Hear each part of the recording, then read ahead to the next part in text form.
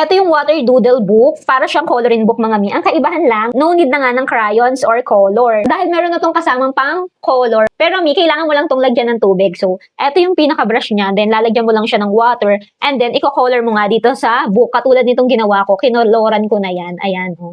Diba? Napakaganda po nito coloring book na to, which is the Water Doodle Book. 8 pages na po yan, mga animal po yan. Meron din naman po silang ibang design, pero etong pinili ko po is animal design. Ang kagandahan pa po nito, pwede mo siyang ulit-ulitin kasi kapag natuyo po itong kinolor mo dito, pwede mo uli siyang kolayan. Katulad nito, natutuyo na siya, ayan. So, pwede mo uli yung kolayan, diba? Gagawin mo lang, lalagyan mo to ng water. Tapos, pakulayan mo na sa mga kids mo. Lalo na kung busy ka, meron kang ginagawa. So, less na rin para sa screen time nila, magko-color sila dito, diba? Ayan. Ganyan po siyang kaganda.